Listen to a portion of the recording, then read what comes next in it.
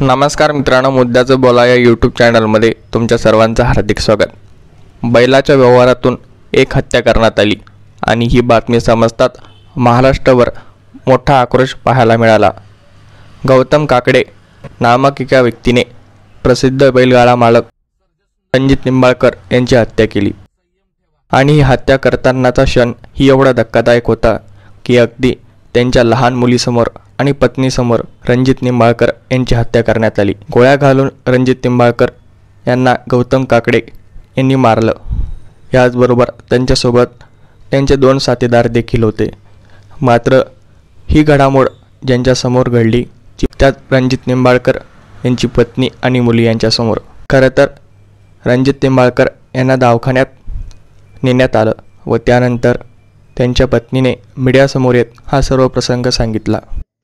खरं तर पत्रकारांना त्या हा प्रसंग सांगत असताना कशा प्रकारे आमचा व्यवहार झाला, माझ्या पतीला कशा प्रकारे मारण्यात आलं, मात्र मीडियाला बाईट देत असताना त्यांना माहिती नव्हतं की आपल्या पतीचं निधन झालं आहे। मात्र पत्रकार अचानक प्रश्न विचारतो, प्रेताचं काय होणार?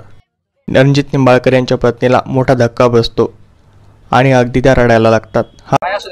जो आम्ही सुंदरवेल त्यांना दिला होता तो काही व्यवहार त्यांनी कंप्लीट केला नाही, त्याच्यामुळे तो बैल आम्हाला अर्ध्या तासात पोलीस स्टेशनला हजर झालाच पाहिजे।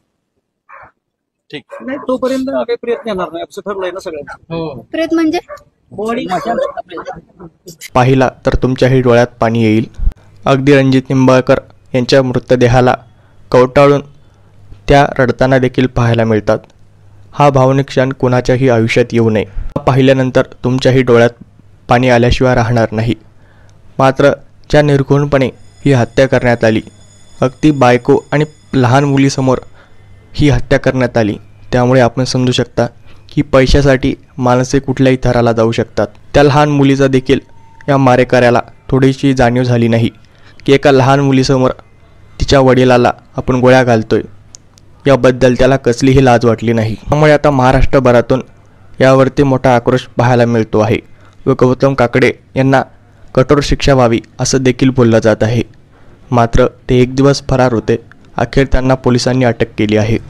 या संपूर्ण भावनिक क्षणावरती तुम्हाला काय वाटतं आणि पैशासाठी माणसे एवढ्या थराला का जात असतील याविषयी आपली प्रतिक्रिया आम्हाला कमेंट बॉक्समध्ये नक्की सांगा।